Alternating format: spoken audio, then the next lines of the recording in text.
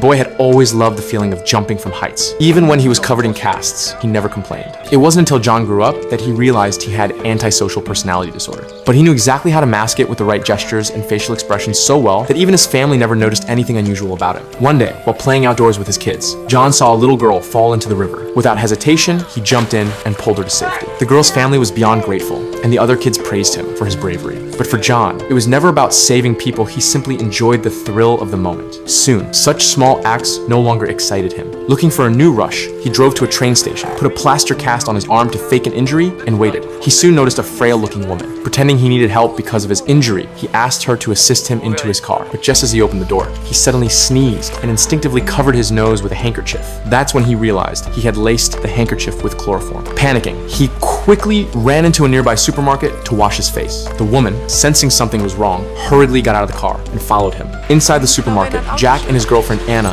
happened to be shopping. They had split up briefly so Jack could grab something from another aisle. As Anna was leaving, she playfully pretended to trip, trying to make Jack laugh. That simple moment caught John's attention. He approached Anna and struck up a conversation. Since Anna didn't have enough coins, John offered to exchange some with her. She then complimented his keychain, saying it was really cute. John seized the opportunity, telling her he had more in his car. He successfully lured Anna to his vehicle and pulled out a box, pretending it contained his merchandise. When Anna got into the car, she saw a family photo on the dashboard, which eased her concerns. But the moment she sat down, John pressed the chloroform-soaked handkerchief over her nose. She quickly lost consciousness. Realizing something was wrong, Jack rushed back to the supermarket to look for Anna. A truck driver told him he'd seen Anna get into a car with a man, but despite Jack's desperate search, there was no trace of her. He tried every possible way to track her down, but kept hitting dead ends. Meanwhile, John found satisfaction watching Jack suffer. He even contacted Jack to arrange a meeting, but never showed up. He would just hide in a nearby building and watch Jack from a distance. Sometimes, he pretended to be a stranger, quietly observing Jack's frustration and helplessness. Watching Jack in pain gave John a twisted sense of pleasure. At one point, John followed Jack and directly told him that he was the one who had kidnapped Anna. He even described Anna's appearance and body in detail. Furious, Jack attacked him, but John didn't fight back. Jack was desperate to find out where Anna was, but even the police couldn't help him. Left with no choice, Jack followed John to an empty field. John told him that if he drank a cup of coffee he was offering, he would finally know what Anna had gone through. At first, Jack hesitated, but when he later stumbled upon a tree under which he and Anna had once buried coins together, his longing for her overwhelmed him. He drank the coffee. When Jack woke up, he found himself buried underground. And in that horrifying moment, he finally understood exactly what Anna had experienced. Due to copyright restrictions, this is all the content I am able to show.